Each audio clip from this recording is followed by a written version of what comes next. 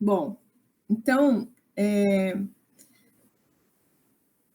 gente ia começar a falar sobre esse trajeto existencial que é o processo do luto, né? O luto, ele nos leva, o luto saudável, o luto bem elaborado, ele nos leva numa direção de reconstrução, onde a gente mantém o vínculo com a pessoa que se foi. Só que agora é um vínculo diferente, né? Eu vou lembrar do que aquela pessoa me ensinou, eu vou lembrar das experiências que eu tive com ela. Portanto, dentro de mim, a pessoa não se vai. E depois que eu passo pelo processo do luto, eu sou uma versão de mim melhorada. Porque então, eu sou eu e mais aquilo que eu incorporei da pessoa que eu tanto amava. Por que o processo do luto ele é tão difícil? Porque agora aquela pessoa não vai mais falar com você. E esse silêncio é muito difícil. E o que acontece também é que a gente se vê através dos olhos da outra pessoa. Então, muitas vezes, aquela pessoa, de alguma forma, ela colabora na forma como nós nos vemos, porque aquela pessoa nos aprova no dia a dia, ela traz para a gente as nossas qualidades, né? Então, é uma pessoa que nos elogia, que isso, que aquilo. Então, a gente vai sentir falta daquilo que o outro não vai mais dar para nós. E do espelho que era o olhar do outro por nós, né? Mas, de alguma forma, quando o luto está bem elaborado, nós nos tornamos mais fortes do que antes. Porque a gente passa a se ver e se entender com o nosso próprio olhar, não precisando mais do olhar do outro nos aprovando. Isso quando é uma pessoa bem de perto, isso quando alguém que foi um grande incentivador na sua vida e tudo mais, né? Então, a questão do luto, do perder a pessoa, não é só aquele apego simples do eu perdi alguém, né? Porque não é um objeto para ser perdido, mas sim alguém que compunha a sua história. Então, na verdade, aquela pessoa eu morri para ela. Não é bem ela que morreu para mim. Eu morri para ela, porque ela não vai mais compor a minha história. Então, quando a gente começa a raciocinar assim, né? Peraí, é o que eu não vou mais receber daquela pessoa é que vai me fazer falta. Então, eu tenho que me fortalecer através dos ensinamentos que aquela pessoa me deixou para que eu me torne capaz de continuar a minha jornada. Faz algum sentido para vocês? Faz, Gê, mas é que nem assim, ó, no caso, se for uma pessoa que perdeu, por exemplo, o pai lá atrás, quando não tinha nem consciência, assim, do que ela estava perdendo, sabe? Uhum. Qual que é o vazio que essa falta desse espelho do que a pessoa traz pra gente, que influencia na vida?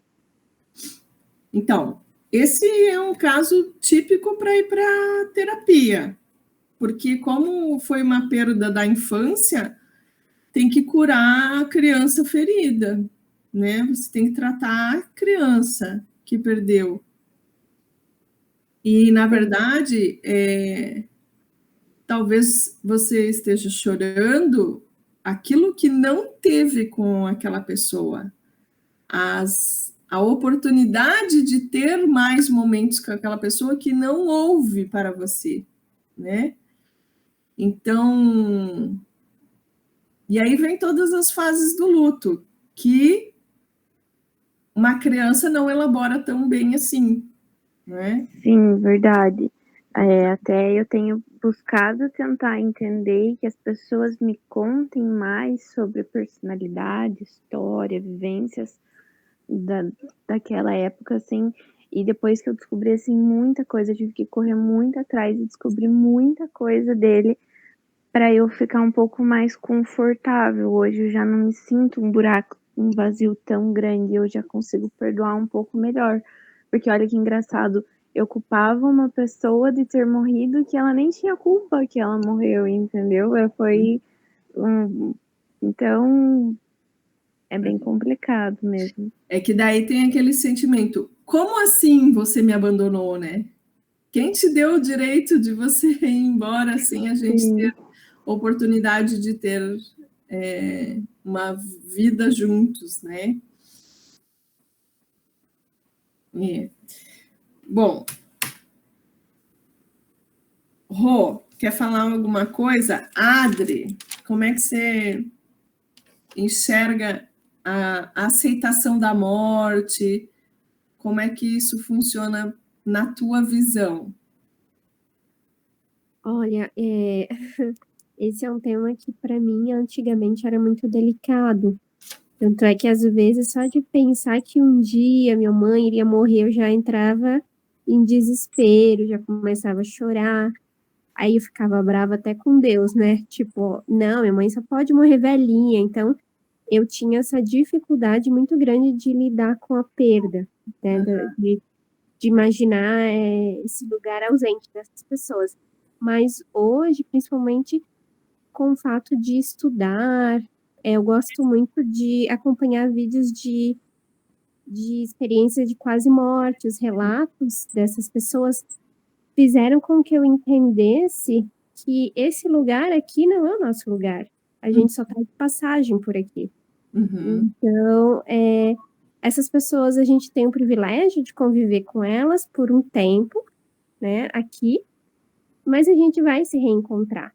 Isso é só uma passagem. Então, eu acho que foi estudando mesmo, me aprofundando, tentando entender esse outro lado, que me fez olhar para a morte como se fosse um retorno para casa, né? Não o fim de nada, porque a gente é eterno, não tem como morrer, não tem como acabar, né? Nós somos eternos.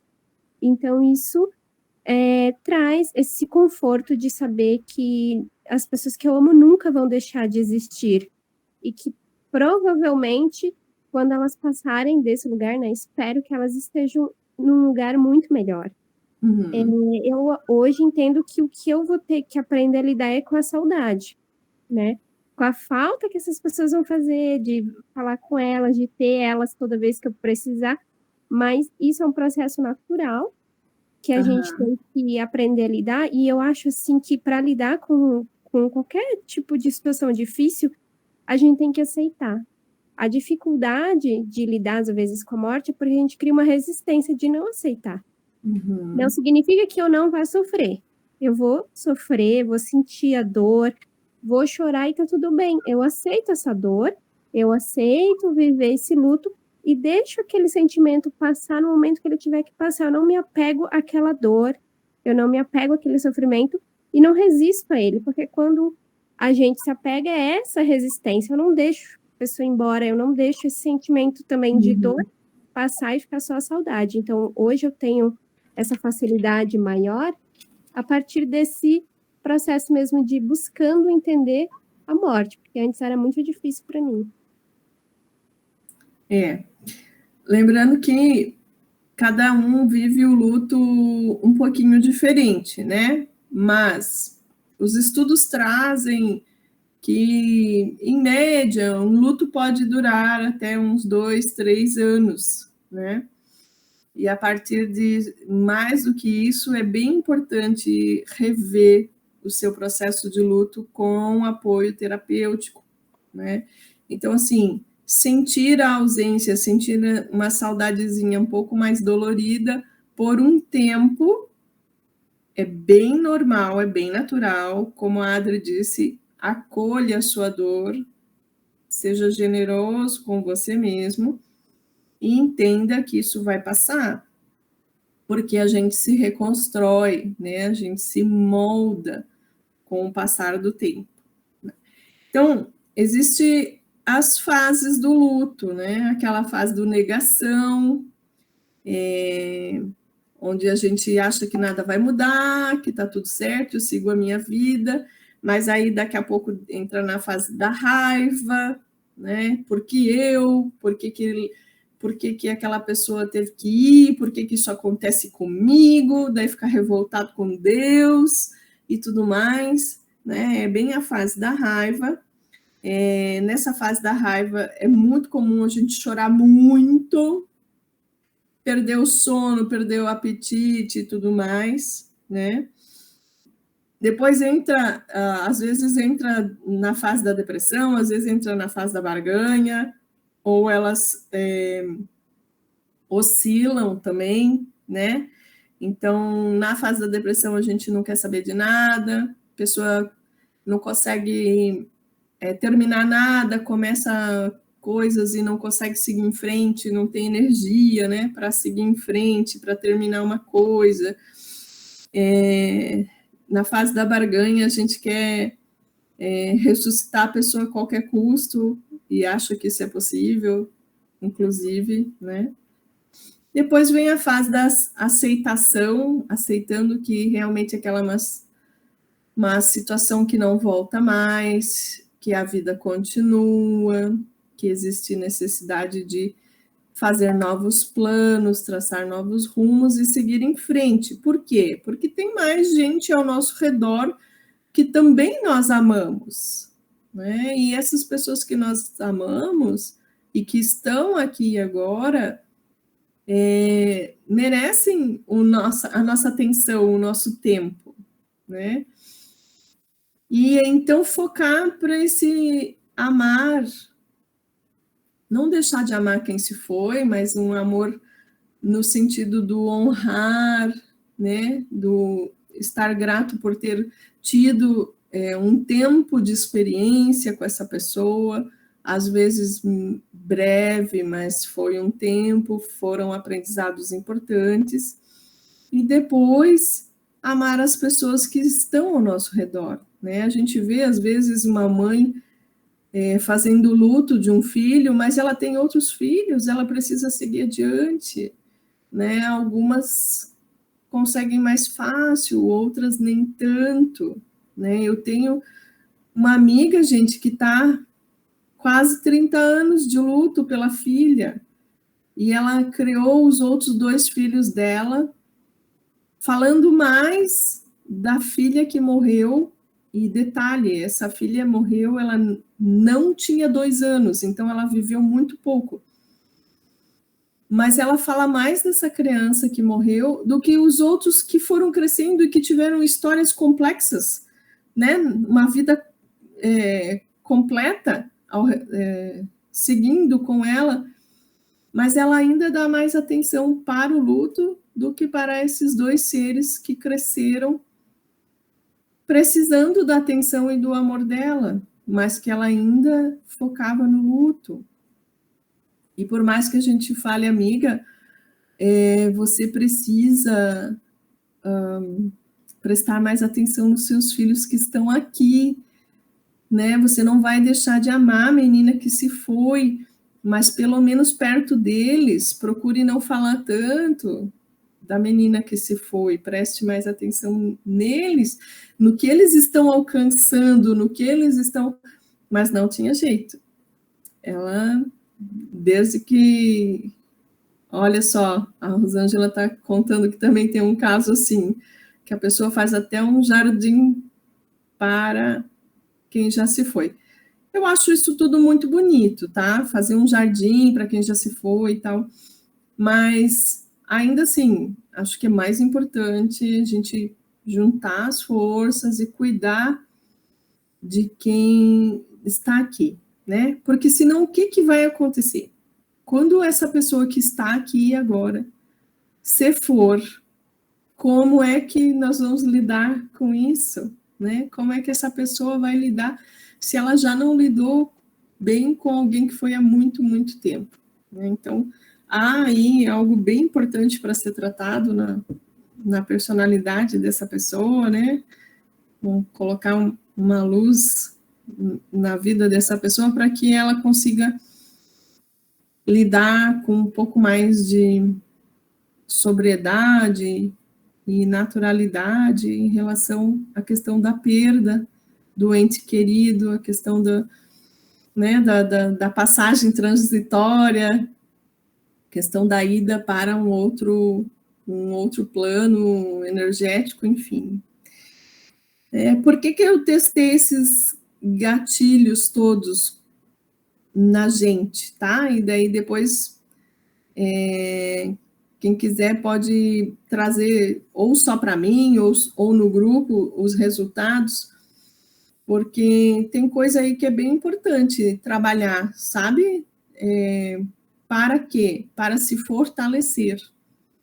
Para que quando você tiver que enfrentar de verdade uma situação de perda, né, de morte na família e tudo mais, não seja tão complicado para você, para a sua mente, tá? Então, Picasso dizia assim, a maior perda da vida é quando a gente morre estando vivo, né? Porque muitas vezes a gente realmente entra em estagnação estando vivo. E a gente vê muitas pessoas de luto em estagnação, como eu estava falando aqui, como a Rô colocou ali, né? E de verdade, a gente não está preparado para lidar com um amigo ou um ente querido que está nessa estagnação do luto, né? Que está nessa fase depressiva do luto. Ou mesmo que seja um luto recente, mas ele já está, né, se sentindo mais deprimido, ele não tem mais energia para nada. Às vezes a pessoa que está de luto, ela não tem vontade nem de tomar banho, gente, né? E isso é muito comum. Então, o que nós, né, enquanto seres de luz, podemos fazer por quem está em processo de luto? Ter uma presença de qualidade para aquela pessoa. Pode ser 10 minutos, pode ser 2 horas, pode ser um dia, mas estar ao lado daquela pessoa com uma presença de qualidade. E às vezes a pessoa não quer falar, mas não tem problema, né? Então se faz um silêncio presente, mas a pessoa entende que você está lá para o caso dela precisar, né? E aí o que a gente faz por essa pessoa? Faz uma sopinha, faz um mingau, varre a casa para ela, né? Ou então, vamos lá, fulana, vamos tomar um banhinho, eu vou separar uma roupa aqui para você, né? Dá uma forçada para a pessoa tomar um banho, conversa com ela, ajuda nas tarefas de casa, e assim, aos poucos, a pessoa vai retomando o ânimo para ela mesma sair da estagnação.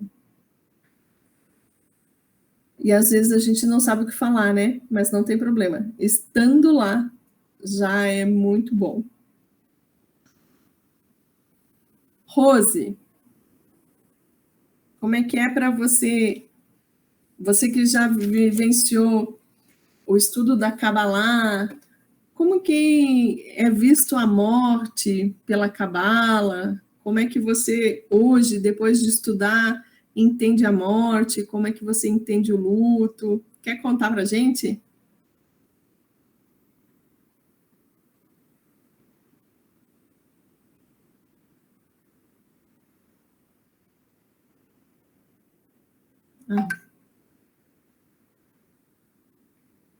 Rose não está me ouvindo.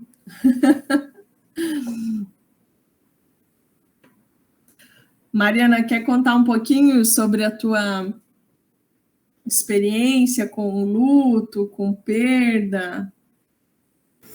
Então, o meu processo foi até esclarecedor, assim, porque, vamos lá, explicando brevemente, eu tive um pai biológico, que eu pouco convivi, e tive um que me apresentaram assim, eu aceitei, né, que eu tinha o meu pai de sangue e o meu pai de coração, que é um homem que assumiu essa parte de realmente de estar ali, de cuidar, perguntar como vai a vida e tudo mais, e por mais que ele não estivesse com a minha mãe há muito tempo, ele fez boa parte do papel de pai, né, e nos últimos tempos a gente até nem tinha uma convivência tão assídua, mas, enfim, ele veio a falecer no ano passado, e foi um baque muito grande, assim, porque eu não tinha noção do quanto ele tinha influência dentro da minha criação. Eu sabia que ele estava ali, eu sabia que o pai que eu poderia contar era ele, mas eu não tinha noção do quanto os ensinamentos, o quanto o exemplo, o quanto algumas coisas realmente estavam tão presentes dentro de mim. Então foi uma coisa muito complexa, assim, porque eu acabei me descobrindo muito mais nesse processo. Eu entendi o quanto dele havia em mim e doeu muito saber que eu não poderia agradecer a ele, porque eu nunca... A gente não tinha uma relação onde a conversa era algo comum. Na verdade, ele me ensinou uma das coisas que eu realmente foi uma das primeiras pessoas que me fez sentir confortável no silêncio. Ele me confortava deixando que eu pudesse ficar com os meus pensamentos e esse exemplo que tu estava falando, assim, às vezes a pessoa não precisa conversar, ela só precisa saber que tem alguém ali. E ele me mostrou isso, só que eu era muito nova, eu não entendia direito, então depois que eu realmente fui me tornando, né, uma adulta ou quase adulta, né, eu fui entendendo o quanto isso era importante e eu não tinha noção do quanto isso realmente iria me baquear mesmo, porque nós não tínhamos uma convivência mais tão assídua, a gente realmente se falava bem pouco. Porque depois que eu cresci, ele já não precisou fazer esse papel de pai tão assíduo, né? E para mim foi bem complexo, assim. Eu desestruturei muitas bases quando eu descobri que eu não poderia estar lá, porque ele faleceu aqui em Erechim, né? E eu estava em Joinville na época, então eu não tinha como ir a velório, não tinha como ir no enterro, não tinha como ver nada, então foi bem complexo, assim. E hoje, a forma como eu lido, e uma das coisas que eu achei bem interessante nesse processo é muito isso que você falou, né? Que cada um tem o seu tempo para lidar com isso. E a minha mãe, ele foi um dos... A minha mãe amou duas pessoas na vida, romanticamente falando, que foi meu pai biológico e o meu pai de coração. Eles viveram 15 anos, então ela não sabia muito bem como lidar com essa dor, e ela tem um processo bem diferente do meu. Não, então tá resolvido, então já fiz o que eu tinha que fazer, eu fui lá, eu entreguei uma coroa de flores, eu fiz o que eu tinha que fazer, eu não sou mais a esposa atual dele, então, para mim, é isso, eu fiz o que eu tinha que fazer, agora acabou, agora é a vida que segue. E eu entendi que não é agora acabou, agora é a vida que segue. Tem muitas coisas e muitas memórias que vão voltando depois. E então, assim, eu tive muitos dias onde eu realmente conseguia perceber e conseguia lembrar de momentos junto. E foi bem doloroso, ao mesmo tempo em que essa dor e essas memórias, elas foram me curando. Uhum. Que enquanto eu lembrava o quanto eu não poderia mais sentar e conversar com ele, eu não poderia mais pedir os conselhos que eu pediria, porque ele tinha uma metodologia de vida que era muito interessante. Ele fazia aquilo que ele gostava, ele fazia aquilo que ele amava, ele estava sempre rodeado de pessoas, e ele não se importava muito com algumas coisas que a gente se importa muito, sabe? Então, eu acho que eu encarei o luto dele como uma forma de rever aquilo que ele tinha me ensinado. E principalmente aquilo que ele tentou me ensinar e eu não prestei atenção, ou eu era muito nova para conseguir absorver. Então, esse último luto foi realmente algo, e foi recente, porque foi agora em outubro do ano passado, né? Então, é uma coisa que ainda gera alguns sentimentos. Às vezes eu escuto uma música que me lembra, e eu acho que o que me fez conseguir passar por isso sem realmente perder minha cabeça e sem ficar desnorteada mesmo foi quando vinham esses momentos de lembrar ou de, sei lá, sentir que realmente eu precisava estar mais próxima, era eu simplesmente parar, deixar as lágrimas virem, sentir essa saudade, mas sem tentar trazê-lo de volta, porque eu não sei como é o entendimento de vocês, mas a minha mãe sempre me ensinou que a gente pode sim sentir saudade, a gente pode amar as pessoas que se foram, a gente tem essa permissão, mas a gente tem que tomar muito cuidado para não ficar minando a nossa evolução e o descanso do outro. Então, assim,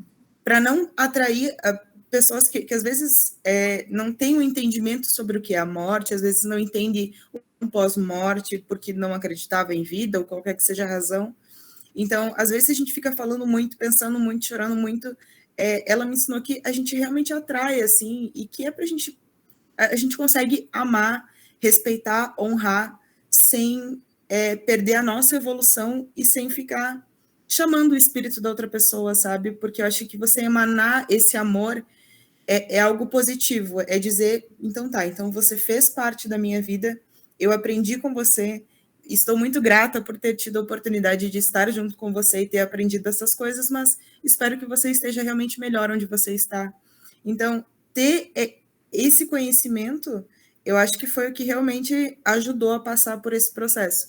Mas não vou dizer que foi fácil, e mesmo sendo criada desde muito cedo, já com a doutrina espírita, já sabendo o que é o pós-morte, sabendo o que ainda assim é doloroso, né? Porque não tem o que fazer. Dói para cada um a sua forma. Então, eu acho que a minha experiência nesse último foi algo muito diferente, assim, porque eu não sabia do impacto, eu não tinha noção do tamanho do impacto que eu teria, e eu precisei de ajuda também para conseguir lidar, porque o meu primeiro instinto foi: eu não posso surtar, eu não posso passar mal, e eu estava sozinha em casa quando eu descobri, então foi uma coisa assim, eu preciso ir lá pela minha segurança, porque eu já tenho as minhas questões, então eu já tenho os meus desequilíbrios, cada um tem as suas questões, né? Então eu garanti para que o mínimo tivesse feito. Então eu tomei um banho, eu peguei uma garrafa de água, eu comi um negocinho para dizer, tipo, tá, então eu estou alimentada, estou de banho tomado, agora eu vou sofrer. E assim eu fiquei por um bom tempo, assim, eu acho que me permiti sentir a dor e conseguir transformar ela em agradecimento, em gratidão e amor, eu acho que foi o que amenizou o processo todo, mas definitivamente não foi fácil. Talvez a gente, quando não pode se despedir, né, porque na nossa cultura, no nosso inconsciente coletivo, tem muito essa coisa do ir para o cemitério, do ir para o velório, né? Exatamente. E fazer a despedida lá. E aí, de repente, o inconsciente não ganhou esse percurso, não ganhou esse caminho que estava traçado lá. Exatamente. E acho que por isso que eu tive tantos gatilhos, assim, porque ele era muito gaúcho, né? Ele foi patrono da Semana Farroupilha, andava a cavalo, andei muito a cavalo com ele, então qualquer coisa que me remetia à cultura, que me lembrava dele, doía muito, porque eu pensava assim, o que eu posso fazer para lembrar dele e para não esquecer? E eu tentava lembrar o rosto, e para mim eu tinha algumas coisas que eram muito características, mas como fazia muito tempo que nós não nos víamos, né, pessoalmente, eu não conseguia lembrar direito, e aquilo me deu um desespero. Então, essa falta dessa cultura da despedida física, eu senti os efeitos bem, bem assim, até que eu meio que simulei algo para o meu inconsciente mesmo, para minha cabeça, sabe? Então, eu acendi uma vela, eu fui dar uma caminhada, eu realmente tive que produzir uma despedida, já que eu não pude estar presente na dele. Então, foi bem complexo, assim. Aquilo que você falou sobre a gente segurar o espírito que está no recém-desencarne, né? Exatamente. Como nós somos energia, tudo é energia, esse chamado dolorido, isso pode realmente atrair a energia dessa pessoa, né? E pode dificultar a passagem para a casa do pai, digamos assim. Mas lógico que isso também vai depender da evolução de quem está indo, né? Exatamente. Então, se a pessoa é muito longe do Criador, se ela é o que nós chamamos de ateu, às vezes ela se perde mesmo no retorno para a casa do pai. Nós temos, quem é médium e está aqui no grupo comigo, a gente sabe que nós temos criaturas, né, energias perdidas, e que de vez em quando a gente precisa encaminhá-las. Elas não estão perdidas por acaso, elas estão perdidas porque não aceitavam o caminho ou não entendiam o caminho, né? Então, inclusive, eu tenho um exemplo bem oposto disso, né? Que foi a minha avó, há muitos anos atrás também. Nos últimos dias de internação, eu dormia com ela e qualquer movimento que ela já estava no processo de partida, assim, quando ela entrou no hospital a gente já sabia, ela ficou num estado bem crítico, ela já estava no estado crítico, e eu fazia de tudo que eu podia, tudo que estava ao meu alcance, eu infernizei a vida de todas as enfermeiras noturnas, porque qualquer mínimo respiro que faltava, eu já levantava e dizia, não, pelo amor de Deus, não, ela não vai morrer, e eu não deixava de jeito nenhum. Até que teve um dia que a minha mãe olhou para mim no fundo do meu olho, ela falou assim, Mariana, hoje você vai para casa. E ali eu me arrepiei inteira, eu comecei a chorar no hospital, eu falei, não, mãe, pelo amor de Deus, você sabe que sou eu que cuido à noite, de dia você fica, de noite sou eu. Aí ela, Mariana, hoje você vai para casa, amanhã você retorna. Eu falei, tá bom. Ali eu já tinha entendido, assim, eu não sei até que ponto isso realmente se acontece, se é algo real, mas na minha experiência foi real, sabe? Porque naquela noite, obviamente, minha mãe ficou lá e minha mãe começou a meio que encaminhar, assim, e liberar, e dizer, tá tudo bem, você cumpriu tudo que você tinha que fazer, todos os teus filhos vieram, todos os teus filhos estão aqui, você não precisa mais carregar esse fardo, se você realmente se sente pronta, você pode... Ela passou a noite inteira nesse processo, fazendo oração. E pela manhã, ela conseguiu se libertar de toda a dor que ela sentiu a vida toda e acabou partindo. E quando a minha mãe me ligou, eu já sabia, obviamente, o que tinha acontecido.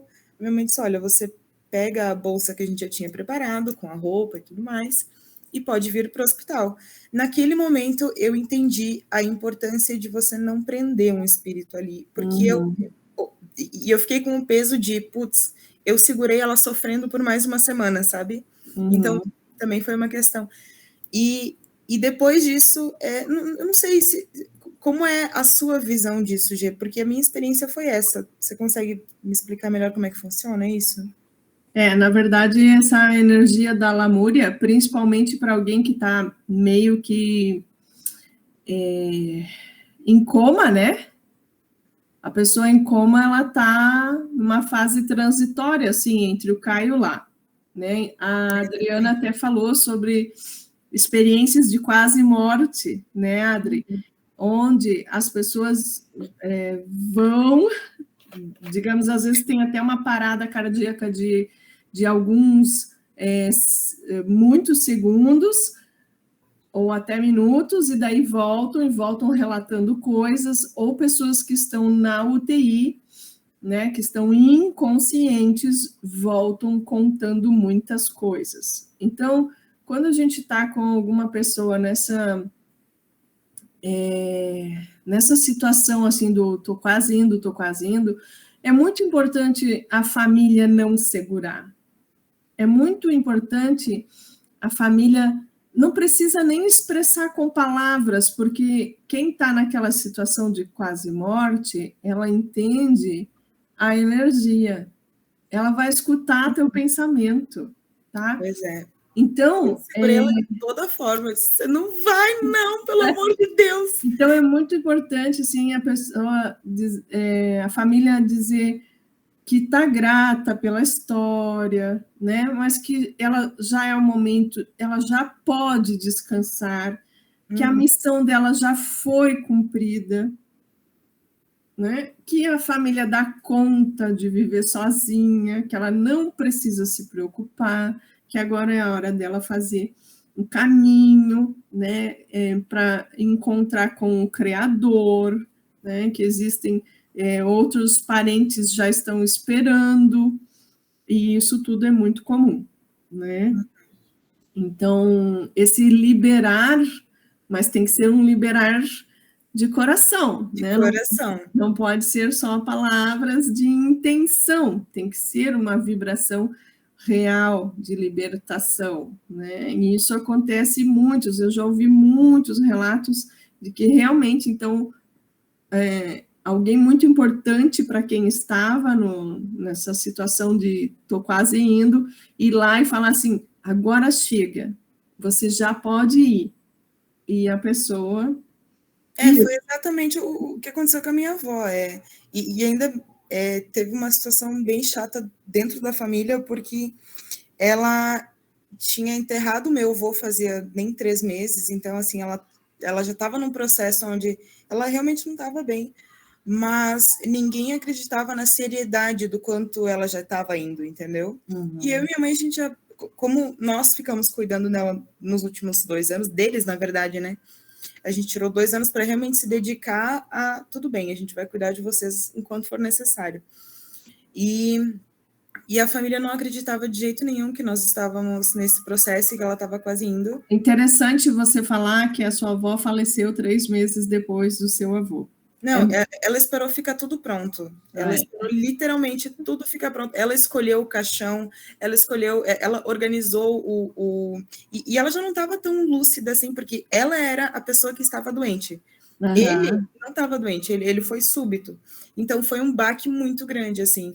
Uhum. E nesse processo foi justamente isso. Ela já não estava mais lúcida nos últimos dias dele. Uhum. Aí quando ele faleceu, ela passou por um processo dentro da cabeça onde ela deixou tudo do jeitinho que ela queria, e quando ela retornou para Erechim, para realmente, não, tudo bem, então agora eu vou seguir com o meu tratamento, ela já foi reto para o hospital e tudo mais. Então, e ela esperou também todos os filhos virem, e eles não queriam vir, porque todo mundo viu ela bem na época do falecimento do meu avô. Então, todo mundo não acreditava, até que eu tirei uma foto de como ela estava. Daí todo mundo, meu Deus, o que vocês estão fazendo com ela e tudo mais. Aí todos os filhos vieram. Aí quando um deles já estava indo embora, já estava a caminho de casa. Os outros também já tinham comprado passagem para retornar. Aí ela realmente recebeu tudo bem, então agora os meus filhos vieram, eu vi todos eles. A mais velha de todas, que é a minha mãe, já me assegurou que vai cuidar dos meus filhos quando eu for, então agora eu posso ir. Aí ela realmente conseguiu fazer a passagem. Então, porque o que acontece muito frequentemente com casais idosos que morrem um em seguidinha do outro, né? Na verdade, quando a gente tem aquela pessoa, né, muito tempo na nossa vida e a gente se enxerga através dos olhos do outro, aquele outro, ele é uma âncora para a nossa existência, né? Aquele outro, ele nos ajuda a ter a fabricação natural dos hormônios que vão promover a vida dentro de nós, né? E aí, de repente, então, um dos idosos vai. O que acontece? Até para nós que não somos tão idosos, né? Tem gente bem novinha aí, né? Enfim, o que acontece no processo do luto? Principalmente na fase em que a gente já se deprime um pouco, o nosso sistema imunológico super cai, né? Muitos processos metabólicos caem.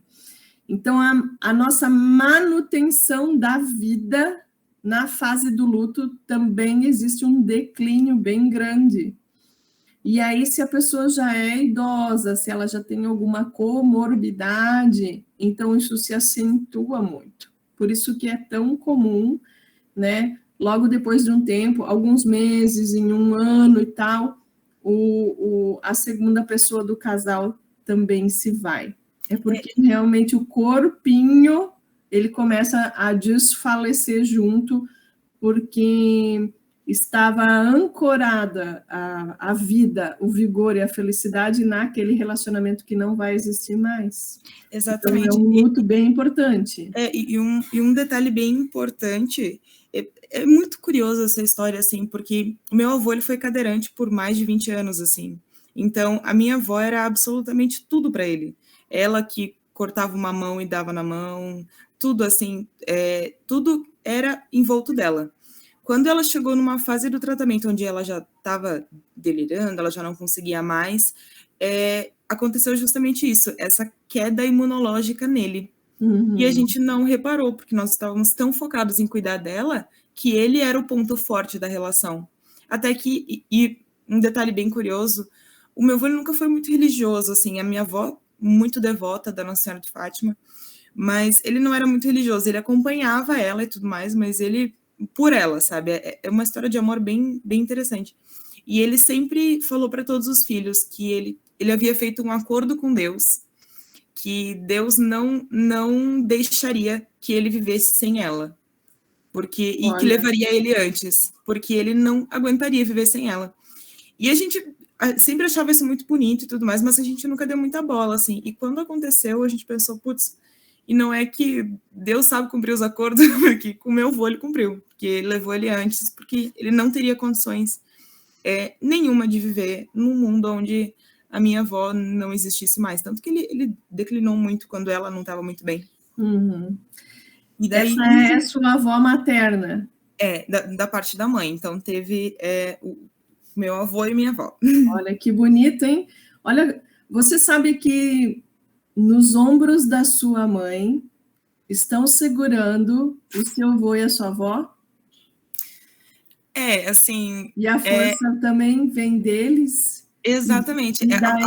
A força do amor deles, acho que é a única coisa boa que resta no resto da família. Assim.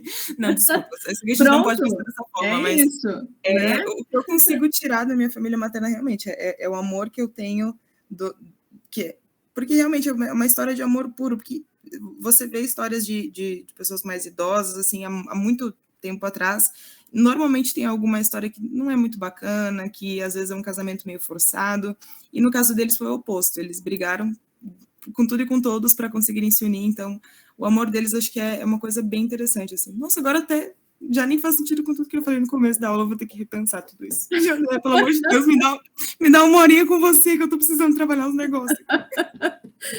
Né? É muito importante a gente prestar atenção no que vem da nossa mente e entender e rever, porque é só prestando atenção no nosso interior que a gente consegue enxergar muitas saídas, né? E algumas coisas que precisam ser repensadas. Então, por isso que eu vou continuar incentivando a meditação, igual a Bia, né? Também incentiva muito a meditação. Rosângela também deve falar para os pacientes, para os atendimentos dela, vá meditar, porque é importante, né? Mesmo que não seja com tanta disciplina, com tanta periodicidade, mas um silêncio consigo mesmo é sempre importante, não só no processo de luto, né, mas também nos outros processos, nas nossas sombras ainda existentes aí na nossa memória. A Rô estava contando aqui que ela não consegue chegar perto do caixão. Eu não entendi direito, Rô.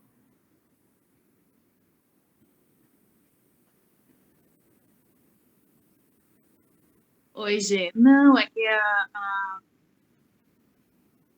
alguém comentou aí na situação de despedida, né? Sim. Uhum. E no fato que aconteceu comigo, que foi muito... eu, além de ser adolescente, né, na época que eu tive um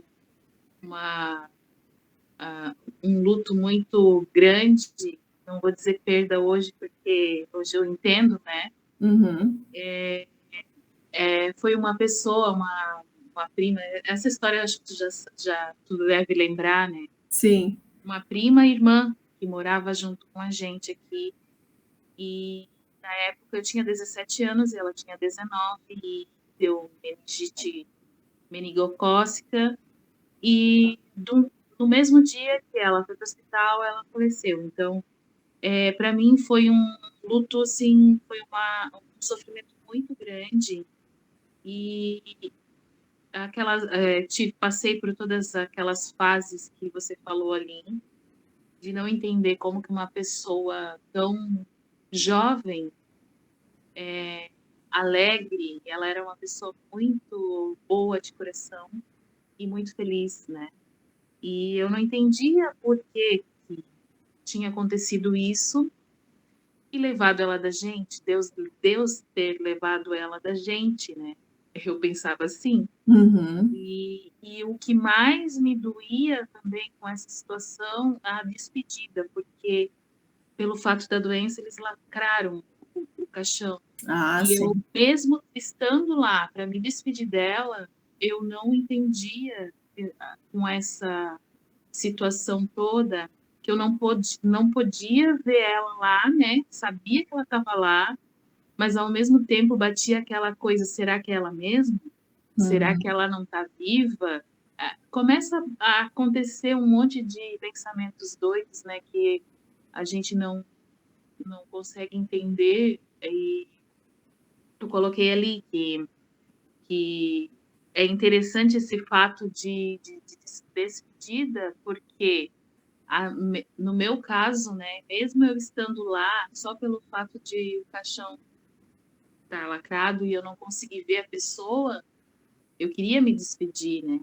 Queria pegar nela. É aquela crença de você só acredita vendo, você precisa ver, né, para poder se despedir.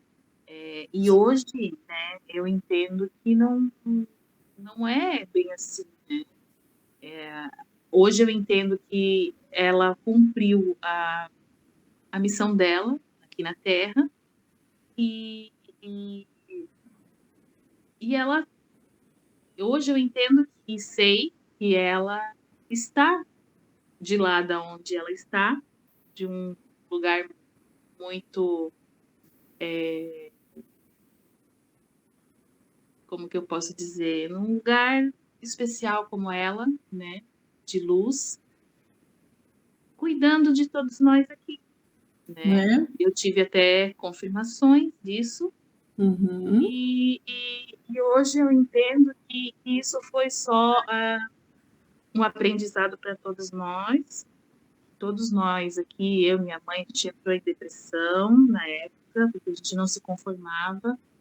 E com o tempo a gente foi entendendo tudo isso, né? E hoje com os estudos de espírita, a gente sabe que não acaba aqui, né? Não acaba na morte, então só o corpo, né, que se foi, o espírito fica, né, eternos. Todos nós somos eternos. Então, é isso que eu tinha comentado ali, que eu não me expressei direitinho. Não, não. Só queria ouvir tua história para você dividir com as pessoas, né? Que eu lembro bem desses. Sim. A gente teve alguns momentos de confirmação de que ela estava realmente em um lugar de luz, que ela cuida da família. Na verdade, ela está lá, né? No topo da montanha, olhando com uma visão privilegiada os caminhos que vocês estão percorrendo, e ela pode, então, ser luz para vocês quando precisa, né? Verdade. Gente, eu queria só deixar dito dois filmes que talvez seja bem interessante da gente ver, né?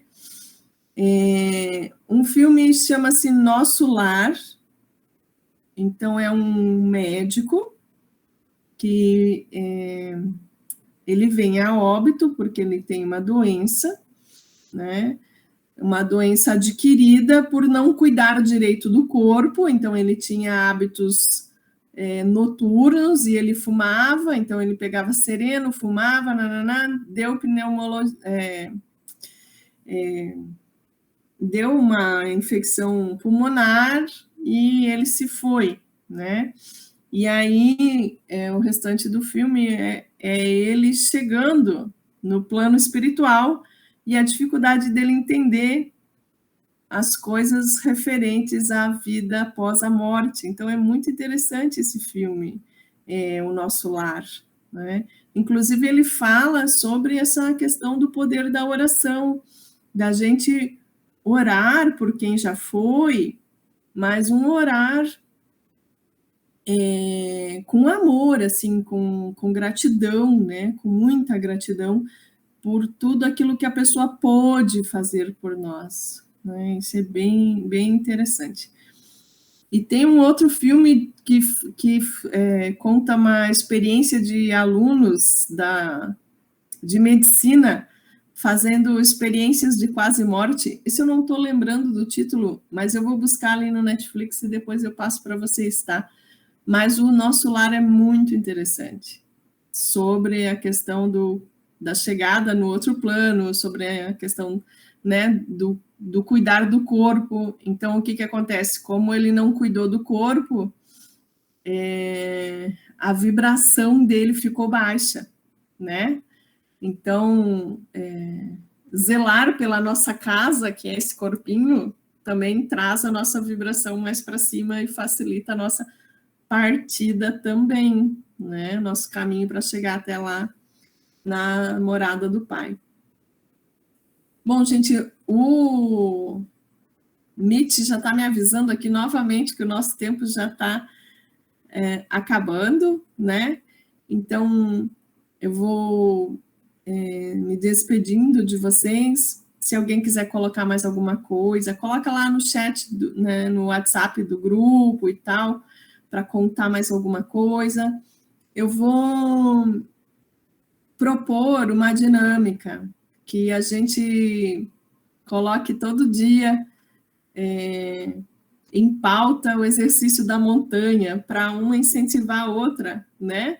A gente fazer esse exercício da montanha, aproveitar a energia do portal, né? Então, amanhã faz, dia 22 faz, e a gente segue com essa energia para entrar depois no ano astral novo, cheio de gás para atrair, para nos colocar a caminho da nossa prosperidade, da nossa missão de vida e tudo mais.